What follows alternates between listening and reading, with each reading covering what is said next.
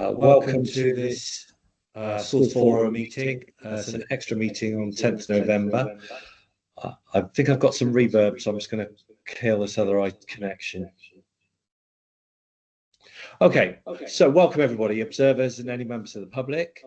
The agenda was published on the 31st of October and distributed to members. The agenda for a pack is available on the council's website. Can people turn off all videos and put yourself on mute? Schools Forum members only, please use video and microphones when speaking. This helps with background noise, call quality, and anything disrupting the meeting. When I invite a member to speak, please clearly state who you are for the benefit of all to help identify who's speaking.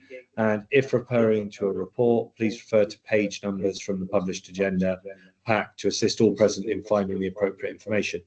Can forum members only please use the meeting chat function for the purpose of the meeting. It's primarily to indicate to myself, the chair, that you wish to speak, or use the hand facility in Microsoft Teams.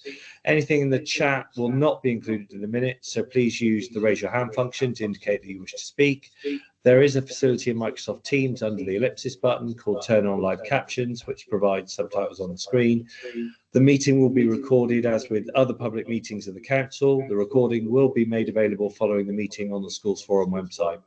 We will be using AI to support the minutes of the meeting. This means there will be some emphasised and repeated phrases. Please introduce yourself the first time you speak to assist the tool in identifying different speakers. All recordings and transcripts, including those, sorry, I'm having some technical difficulties.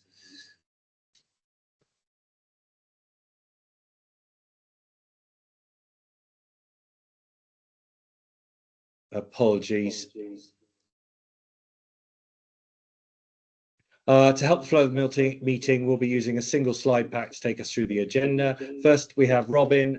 Please, apologies for absence.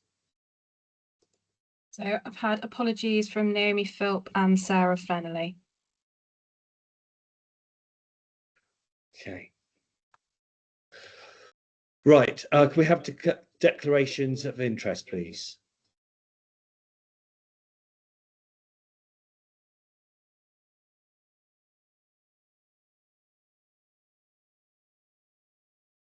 Okay, so that brings us to item 3, submitted public question time. No public questions have been received by the deadline of 5 o'clock on the 5th of November, which brings us to item 4, the 0.5% transfer from schools block to the higher needs block.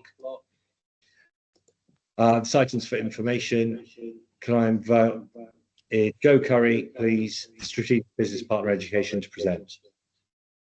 Thank you, Simon. Just to clarify, this item is for decision this afternoon, not for information. Yeah, so at the last meeting, it was information. Sorry, I've got terrible IT trouble here. I've got the wrong schedule, and I've got reverb coming through from a second link. Okay, I'll leave you to sort that out. So my name is Joe Curry. As Simon said, I'm the Strategic Business Partner for Education. So this item this afternoon is for decision. And this is in relation to a vote for a 0.5% transfer from the schools block to the high needs block, and that's for 2026-27. And as I mentioned, we shared some papers on this for the meeting on the 30th of September, and they were for information. And a further paper was shared for this meeting today, which set out the results of the consultation that we held with mainstream schools in October. So, and this is for decision today. So at the end of the meeting, we'll have a vote on this transfer. Okay, so this is a list of the items I'm proposing to cover this afternoon. Hopefully I'll just talk to you for about 10 minutes. So the items are just some background on the 0.5% transfer. So basically how we got here today, some information about how the local authority is proposing to use the transferred money, and then a couple of slides on the consultation responses. I'm going to talk a bit about the mainstream SEN units and the funding of those, then a bit of information about the impact on individual schools. So we have shared with you some information on that, but just to talk a bit more about that, and then hopefully just to sum up, and then over to questions, comments, and a vote. We have got other officers in attendance today with me on this call. So the Section 151 is here, Clive. We met him, I think, at the last meeting, and then there are officers from education to support on other questions and comments. Okay, we move on. Thank you. So this is just summarising the background to the 0.5% transfer, and I'm sure you're all aware now of the significant financial risk to the local authority as a result of the dedicated schools grant deficit, which was forecast at the end of Q1 as to be over £100 million on 31st of March 2026. We've just completed the Q2 forecast, and that is not an improved position, so it is still over £100 million at that point. And that means that the local authority has to look at all available mitigations to reduce that deficit. So we have got a deficit recovery plan in place, and that was agreed earlier this year, and the plan was worked on by an external consultant, a firm of external consultants called People2, and that was in conjunction with the education service and with the finance teams at the council.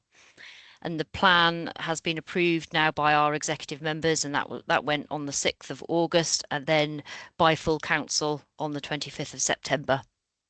And just to note that a transfer of up to 0.5% is permitted under current DfE regulations, and that is subject to the agreement of Schools Forum. So this just provides you with a bit of the background as to why the high needs block is under such significant pressure, and this data here is from the 30th of September each year. So you can see at the 30th of September 2020 we had 3,199 active EHCPs, and then by the 30th of September 2025 we're up at 6,194 EHCPs. So those have almost doubled. They've gone up by 94% in that 5-year period, and during that 5-year period we've only had a 60% increase in funding, and that is one of the reasons why the high needs block is under so much pressure. The line I've put on the graph just shows you the additional number of EHCPs, or the net number of EHCPs issued each year, and that's been hovering at around 600 for the last 4 years or so. There was a drop in 24-25 as we ceased a number of plans in that year, but that growth is about 600 per annum, expected to continue.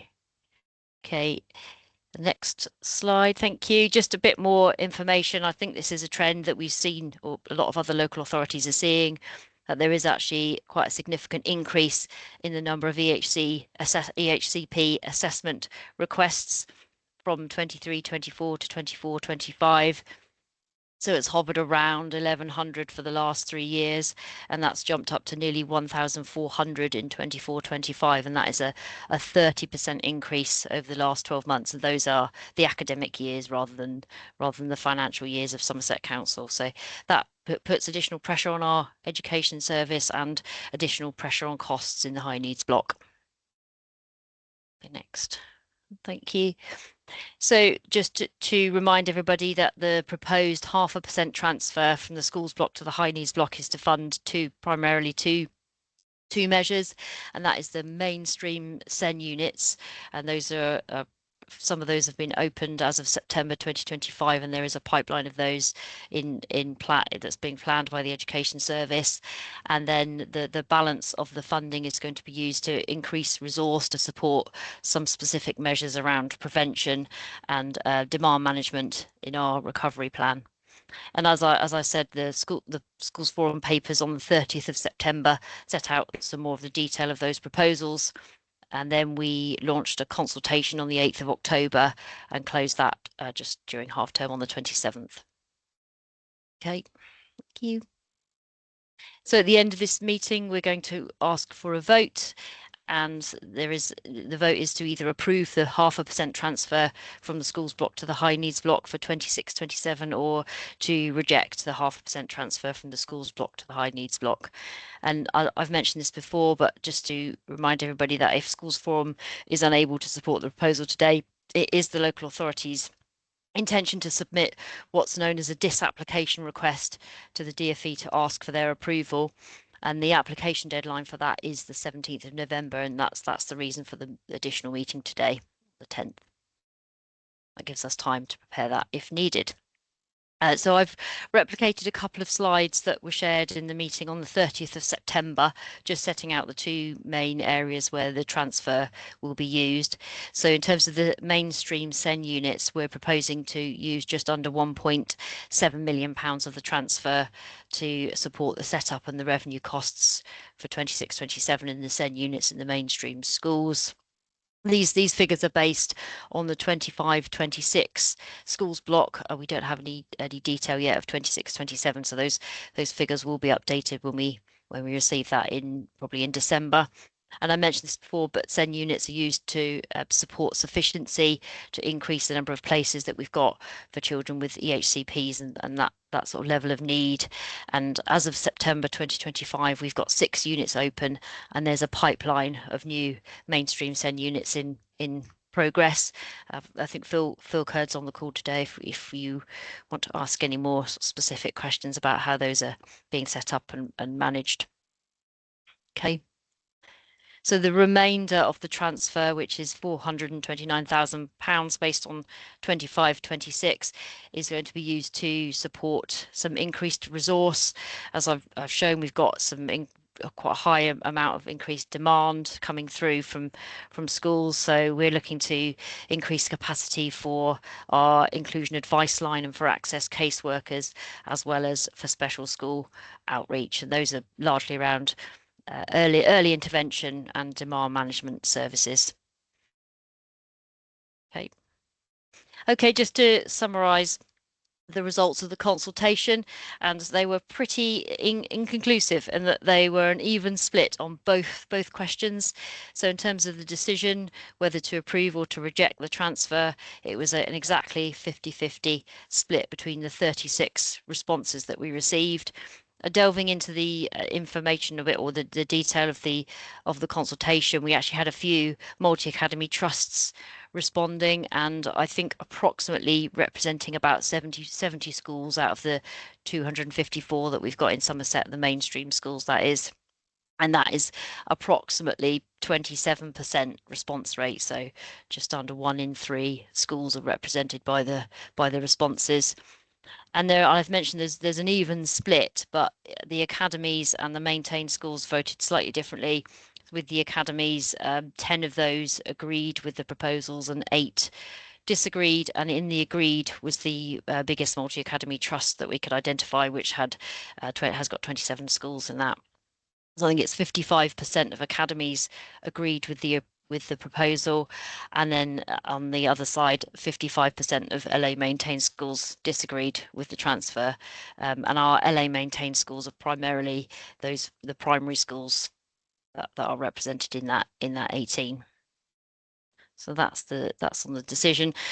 In terms of the method of transfer, not looking to vote on that today. That is something we'll bring back to a future meeting. This is quite a complicated sort of calculation, and we don't have any detail yet from the Department for Education about the potential methods we can apply on the minimum funding guarantee. So we based that on the information from 25-26, and that was either what's called a 0% minimum funding guarantee or a minus 0.5% minimum funding guarantee. And again, the votes were evenly split, 50-50, so 18 for option 1 and 18 for option 2. And then on the left hand side, I've just summarised. So in terms of the academies, 8 voted for 0% and 6 for minus 0.5, and 4 didn't know or didn't respond. And in terms of the LA maintained schools, 7 voted for the 0% and 9 for the minus 0.5% MFG, and 2 with no response. So a bit of a mixed picture, but as I said, we'll revisit that in our meeting on the 25th of November, and again we'll make a decision on the 20th of January meeting in terms of the method. Okay, so this is just some of the comments received. Hopefully you've had a chance to have a look through those. I've shared all those with you. And that those that are against are largely around schools struggling as it is to balance budgets, and also with sort of points around taking away any more funding is going to have an adverse effect on them supporting children with SEND in mainstream schools. On the sort of for side, they're mainly around schools supporting our strategic approach to put in more SEN units into mainstream schools, and we've also had some positive feedback so far from those that have mainstream SEN units open, and that sort of positive impact on children being able to stay within their local schools. That just wanted to pick up on a couple of specific comments that came out in the consultation, just to clarify that the funding formula for the high needs block is complex, but we don't actually receive specific funding given from the DfE to the local authority for the SEN units in mainstream schools.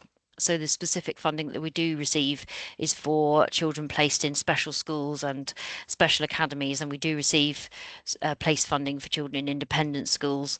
But in terms of those mainstream SEN units, there's no specific funding for those children.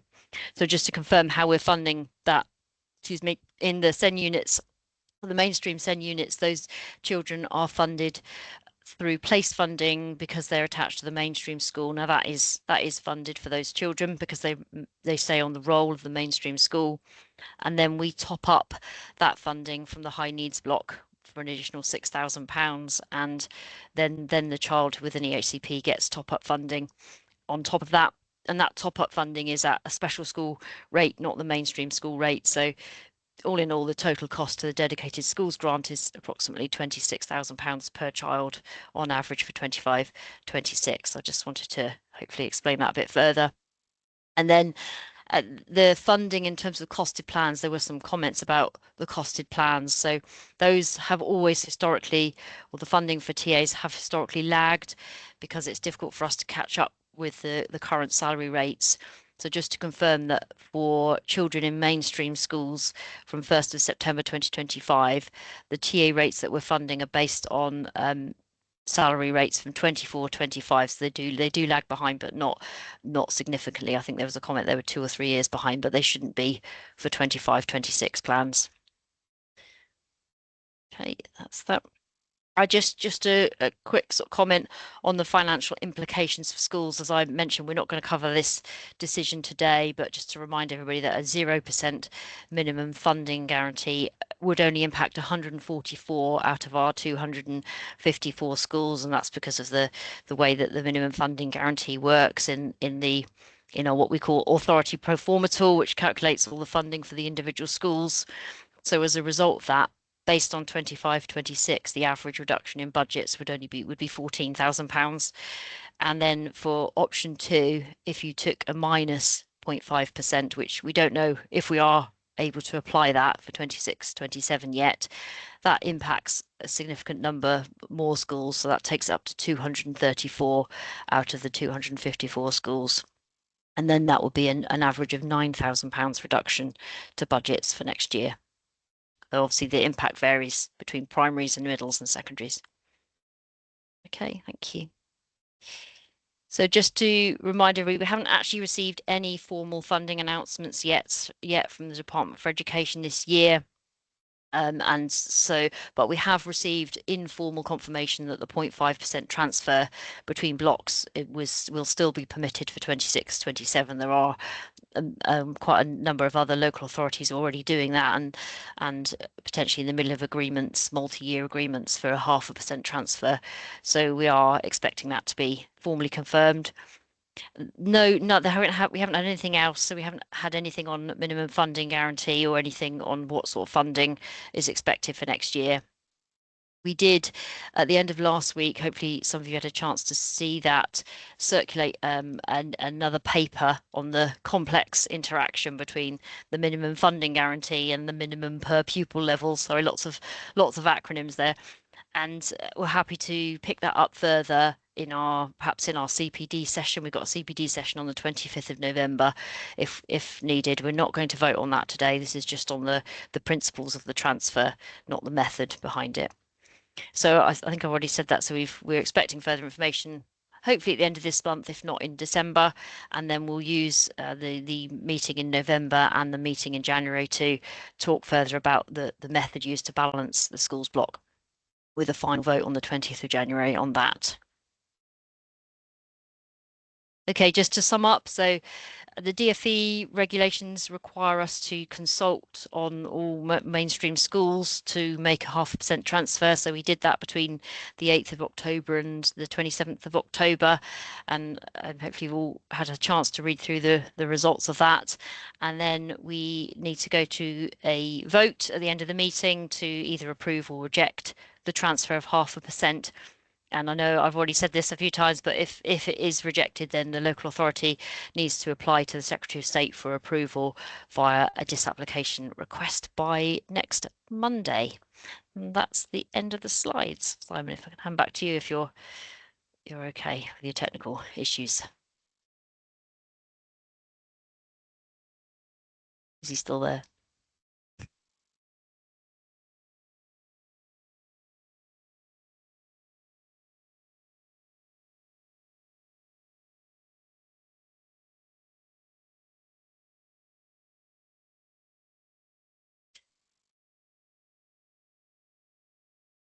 Is Simon available? Or am I talking to myself? You're certainly not talking to yourself, Joe. I thought maybe everyone had gone. Okay, so we're just waiting for Simon. If he's still there. Don't think he can speak, perhaps. Oh, Right, is that coming through now? Sorry, apologies. That's all right. Having. It's okay. I thought I was alone. No, I was talking, but I'm having. I'm normally all right, but I'm having significant IT issues this afternoon, and I think the reverb is also an issue we're all having. Okay, so this afternoon it is a binary decision. It is, does Forum agree with the 0.5% transfer, or are we rejecting it? At which point the local authority will have to take it forward to the DfE. We've seen the more complex models. They do give us a sense of the scale of the transfer, but we're not going to be voting on which of those versions we would prefer today. So please can I invite anybody who've got questions for Joe or points that they would like to make. It is important that you represent your views, because if the decision of Forum is to reject the decision, I will need to produce a summary that goes forward to the DfE along with the application from the local authority. Ruth Hobbs. Hi, Ruth Hobbs from Somerset Parent Care Forum. I've just got a query around the access caseworkers role, because my understanding is that the access caseworkers are there to support and prevent exclusions, and that isn't necessarily a SEND related issue. So are we okay using SEND high needs funding to be able to pay for that? That's my question, looking at the guidance on high needs funding. Yeah, I think they're also for looking at more inclusive ways of working, but I think that's probably a question better taken by the service, somebody in the service, if somebody can pick that up in terms of the deficit management plan.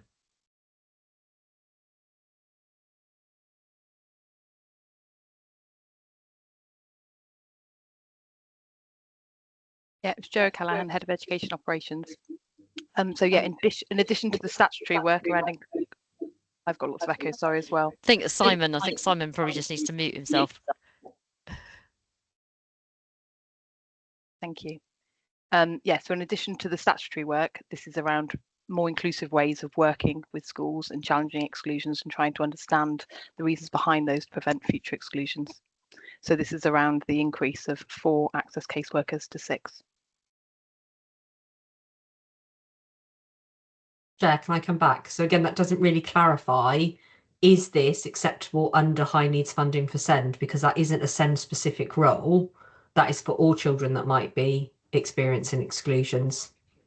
So I just want to clarify we're not using the funding inappropriately. Okay, we can take that back, can't we, Jo? Yeah, we can. Yep. Okay, I think Claire's wasn't able to attend. I think she's going to be here shortly, so she might be able to pick that up, Ruth, when she gets here in a few minutes. We'll when she arrives, we'll just mention it to her and see if she can come back on that. Okay. Well, hang on. Maybe we can come back to an answer from that in a bit. So we'll go to Susan Fielden. Thank you. That was going to be one of my questions as well, to understand what the access caseworker's role was, because it sounded more on the statutory side than the support side. But be interested to hear that later.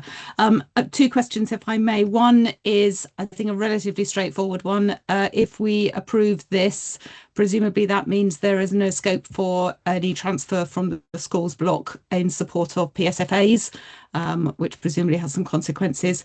And my second question is, can we be assured that schools, particularly specialist settings and AP settings, will see an inflationary increase to their top-up funding, and that we're not just channeling high needs funding towards SEN units, important and valuable as they are, that we are ensuring that we are preserving the current provision in both mainstream schools and specialist and alternative provision settings, and that they're not experiencing real terms cut in that funding.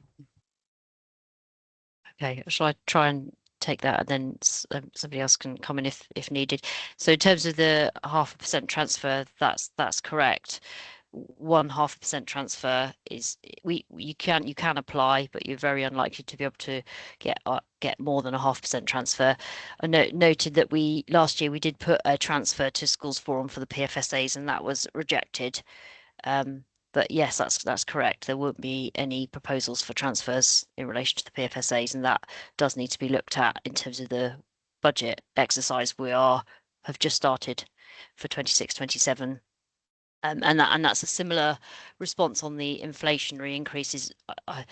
This year we started our budget with a 33.9 million budgeted overspend, and therefore the budget is under such a significant amount of pressure that we weren't able to put inflationary increases on top ups, and we could well be in a very similar position for next year. I don't think that I can agree, or I don't think I can provide you with any more information about that until we get partway through the budget process and work out what the money is to be allocated against for next year. But yeah, so I can't give you assurance either way at this point, Susan, I don't think. Thank you. Could I just, Simon, if I could just briefly come back on that, would it be possible at each time when we have some information about the budget and the overall assumptions that are being made, that you could clarify what assumptions are being made about top-up funding? Because I think we do need to acknowledge that if top-up funding does not receive an inflationary increase, it's a cut. It's a real terms cut. In particularly in mainstream schools, it's a cut for inclusion, and in specialist and alternative provision settings, it's a real cut. And inflationary increases do need to. I think we need to be conscious and aware of it at all points of the budget setting process, if that's possible. Thank you. Yeah, that's fine. We can bring back an item on the budget to the 25th of November meeting, Susan.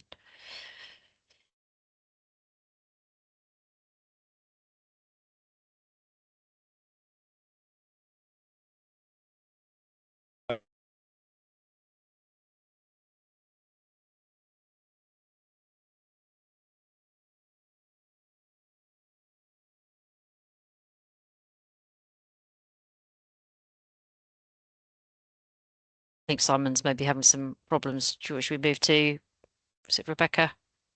Rebecca and then Louise, I think. Yeah. Hi there, thank you. Just a quick question really on the proposed use of the transfer.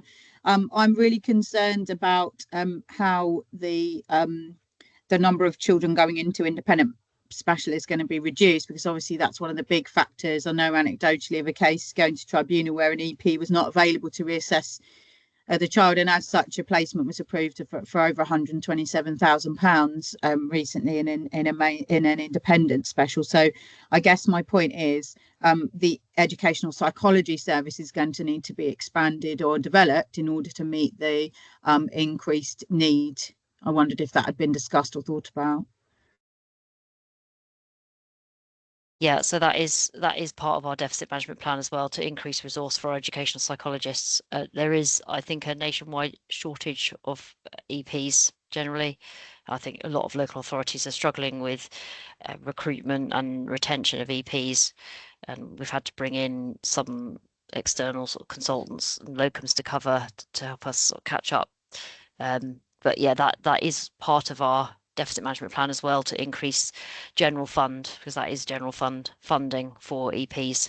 I think it was an additional 6 posts we're trying to bring in to the EP service. Anecdotally, that's what we're experiencing, is where cases are going to tribunal and there isn't the capacity in the local authority to deliver on the bundle, then it means that the tribunal may well go in favour of an independent school, and that has not always been, we feel, gone the appropriate way. Does that make sense? A child whose needs could have been accommodated in a mainstream setting or with a SEN unit or even a specialist LA placement.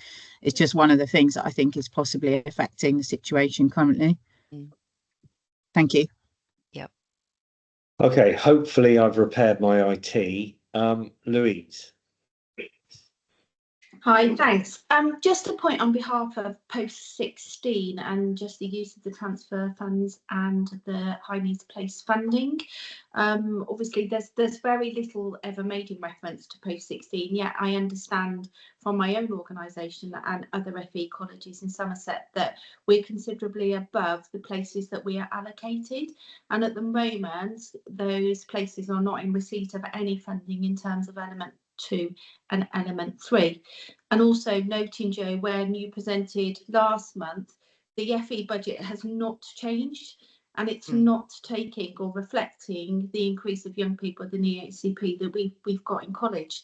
So, you know, I'm just worried at the moment that FE colleges have young people for whom they are getting, other than universal, no high needs funding at all.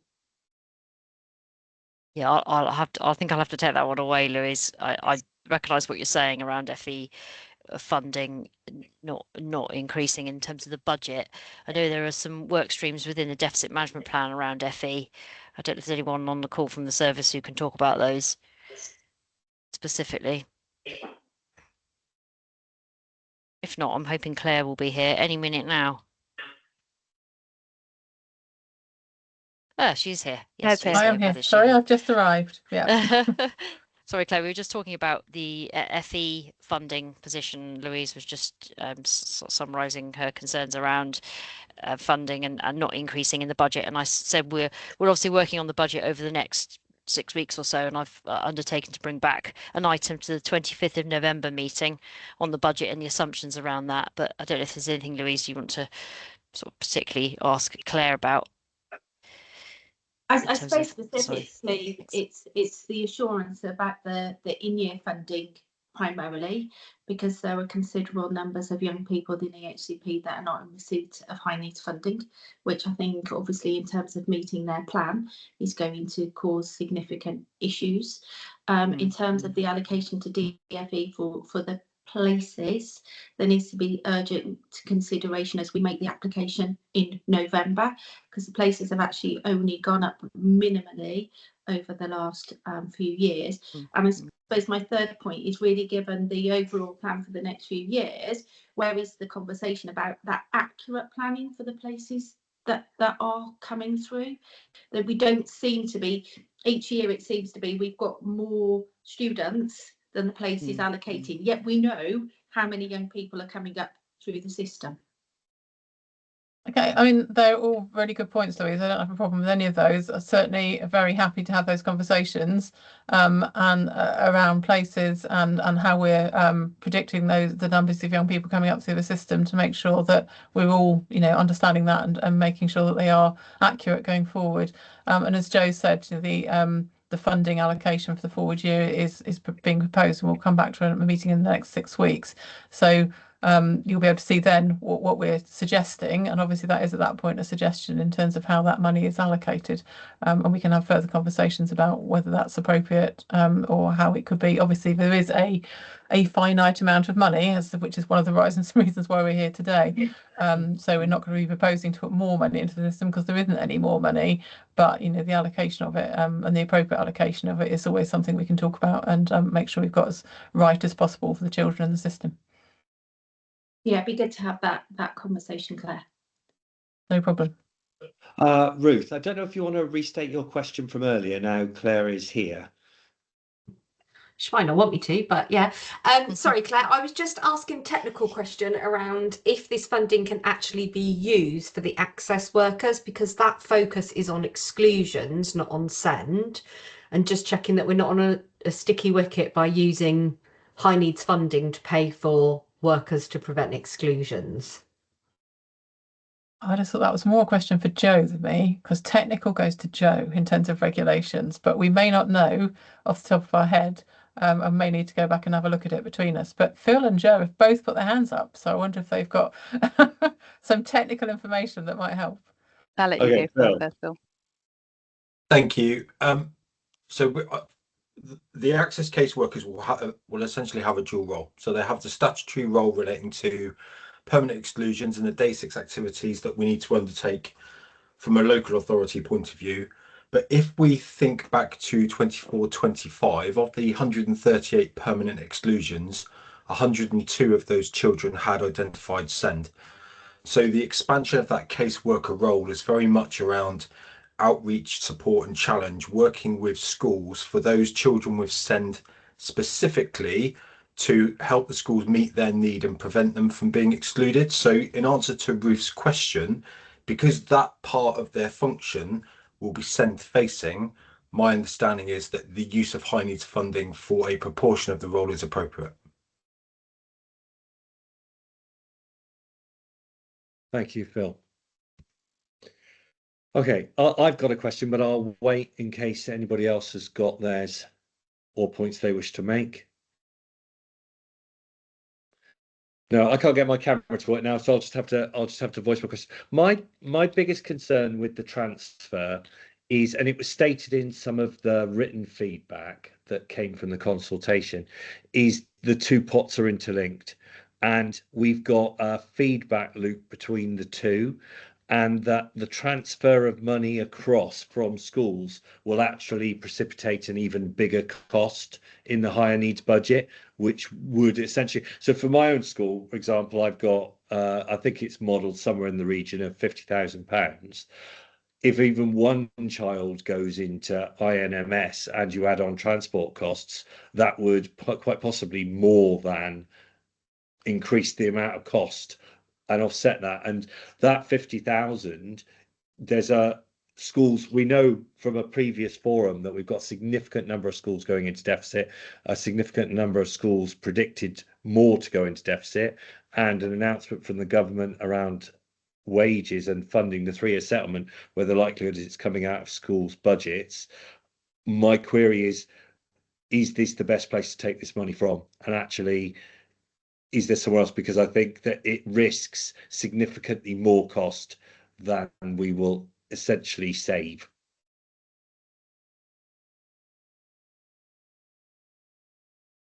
Is that response a question to me? Or no, Joe? it's a statement, or just really. A general statement. It's a statement really of I think that's the risk here, and it's an unknowable. But if 50,000, for example, has to come off a secondary school budget, that essentially for most schools will mean staffing and will mean lower provision, and therefore we risk more children going to a higher cost area of the higher needs budget rather than staying into mainstream as the system currently is set up. And I think that's my biggest opposition to this. Is not clearly there's a need for funding, but I just think that this could well be counterproductive. And I think what you're saying, Simon, is perfectly rational and reasonable. And I think to some degree, I would agree with you. What we have is a system that is insufficient. We all know that the budgets for schools and in relation to SEND, as we're talking about now, are insufficient from central government. We have a huge and rising deficit, as you've seen, particularly in the high needs block. And we have a responsibility as officers in the council to try to ensure that that deficit does not overwhelm the council and that we reduce that deficit for the benefit of the council. And we have central government also saying to us, and what are you doing to reduce that deficit? And one of the standard requests from central government, I suppose, is that we make this transfer to try to reduce our deficit as one of the activities or one of the actions that we undertake. I completely accept that by doing this, we are not providing the funding that is taken out from the 0.5 is not going to schools, and that has an impact on schools. So the deficit management plan and the whole of the sort of the strategy around schools and SEND and funding is going to take some time to come to fruition, to have an impact. So the SEND units, for example, are starting to have an impact, but it's going to take time to get them up to speed, and we've got more SEND units opening over time, etc., which will support mainstream schools to be able to keep those children in schools with small amounts of additional support and additional staffing, and not require those children to go a long way from home to schools they don't know, with pupils who will not be their peers in terms of in their local community, etc. So all those things together will have an impact, but it's not going to be quick. So yes, there will be a period of time when it will be very difficult for all of us to manage the pressures, which are already very difficult to manage, I recognise, and also for the local authority with this additional 0.5% coming out. I'm not saying it's the right or saying it's the ideal solution, but we have got these pressures on the local authority budgets and pressures from central government in terms of what are we going to do about this. And this is the prescribed method, if you like, as one of the activities we should undertake. The government are not, I don't know if Joe said this already, but the government are not going to just agree, oh yeah, right, this has to happen. They go through a very detailed process to make sure that the local authority has done exactly what we should do to make this funding manageable and viable before that will be agreed by central government. Yeah, I absolutely get it. I think it's a rational thing on both fronts. There are no easy decisions. No.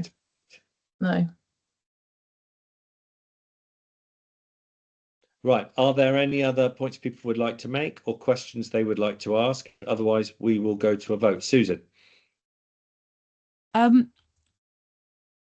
don't think it's directly going to influence our decision today, but it would just be really useful, I think, if it's possible for the next meeting, to get a sense of the plans for high needs places, probably across all the age ranges and types of settings. I know we're in the high needs place change window for academies, but the local authority, I was going to ask about the pace of delivery of the SEN units, but I think it would just be really handy to have a perspective of the number and types of places across the county as a whole, for the next few years, if that's a possible bit of background information for the next meeting. Just feels like it would be really useful. Yeah, we can definitely do that. Yeah, well, the government has extended its deadline for places. The normal date for the place return historically has been in November, and they've moved it to the 5th of December. But I thought by the end of the month we'll have a view as to what our places are going to be for at least 26, 27. You can share. Yep. Rebecca Bennett. Hello again. I have the great privilege to have worked in early years, children's centre, specialist provision, mainstream primary, pupil referral unit, and now head teacher at middle school. I guess the point I wanted to make is just that when we invest really, really early in earlier intervention and the earliest we possibly can, then we know that saves money in the longer term. And again, I'm wondering to what extent this money may be used to really, really look at early intervention. And by that, I mean the under fives. And I can answer that to some degree, Rebecca. So there is obviously funding for early years that we have in the system already. We also, because public health nursing, which is basically health visiting and school nursing, have moved into children's services in April. So we now have that sort of additional resource, if you like, and are able to pull together health visiting early years coming up to sort of school age.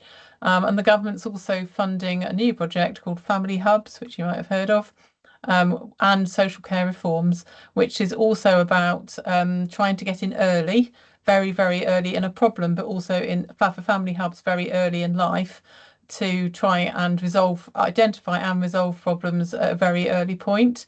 So we are using all the funding we're getting from early years, from Family Hubs and social care reforms, to look at the school clusters, which we've already got, the 6 locality areas around schools, which we're working in, the locality teams, and we're working with public health nursing to, particularly for Family Hubs, to pull together a much more streamlined but coherent continuum, if you like, from maternity through public health nursing, to identify those families that are likely to struggle in maternity, to identify the families who are struggling and children who've got additional needs at a really early stage through public health nursing and health visiting, to work with early years providers to build that relationship with health visitors so that they're actually working together with those children in those really early years, and then to pull down effectively reception staff to identify where those children are going to school, to say in the year before the children will be going to school, okay, this is what we're doing with these children to get them school ready. We know they've got additional needs. Is this right for your school? What additional support are these children likely to need now in order to help them get to school in the best possible place?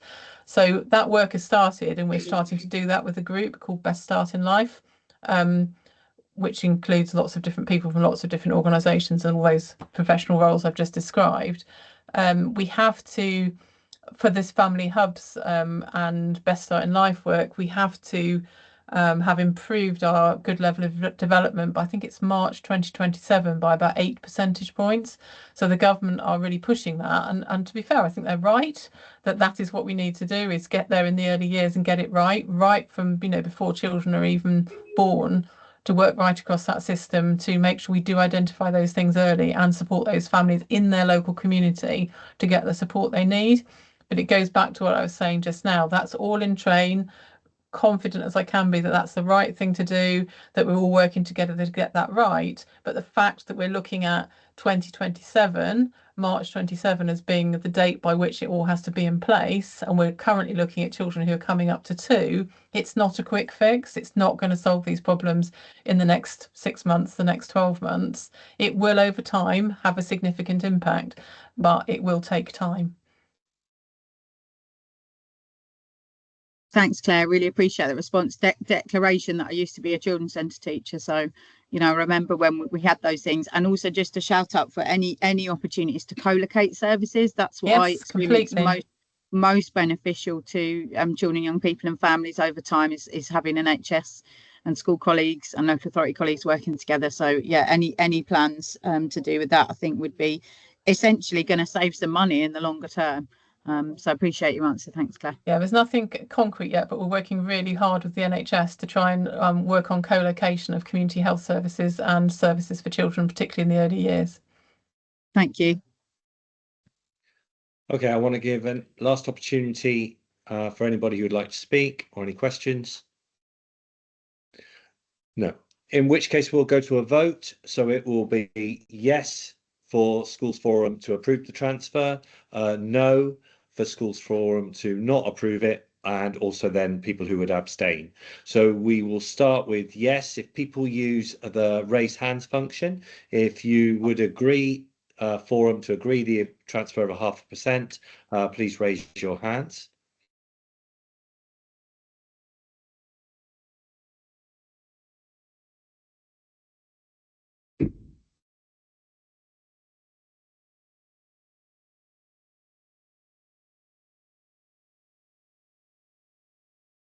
Okay, Robin, are you happy you've captured that? Yes, I've got that. Okay, and if we can have hands down. And if we can have no to not approve it.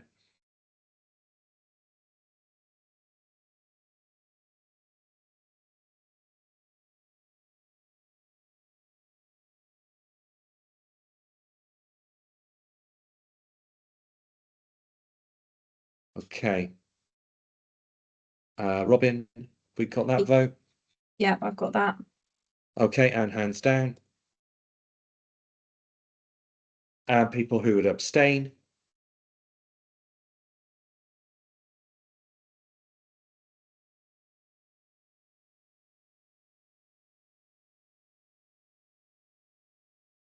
Okay, thank you.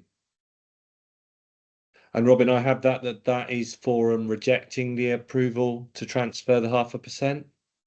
Correct. The majority vote is to reject the transfer. Okay. And the LA have obviously indicated that they are going to make a request. Otherwise, Susan Fielden, is that a hand up? Yeah, please, if I may, just to say that I voted against the proposal, but I thoroughly support the work that the local authority is trying to do. I think it's just disingenuous of the DFE to put us in this position with no information about 26-27 funding, a need for the local authority to jump through these hoops in advance of any of that information being available, with it being insufficient funding, with the local authority not receiving enough money to fund the national funding formula for Somerset schools through the GSG mechanisms. I don't I don't disagree with the work that the local authority is doing, and the local authority officers have my full support in that. It's just, this isn't the right thing to be able to do, and if the schools forum's views are going to need to be put forward in as part of this process, I think we should slap them on the wrists just a little bit. No, and I hear that, and absolutely, it's professional work from the local authority, and it's just a reflection of the balance of how we felt about this funding at this point. Okay, in which case we then have our next meeting on the 25th. We've got our CPD in the morning, followed by, it's an in-person meeting at Broughton House. We've got CPD in the morning, followed by the official meeting in the afternoon, and that is the other dates, and the election of chair and vice chair will take place at this meeting. Can I thank everybody for their time and for the presentations for local authority this afternoon, and thank you and wish you all a good afternoon.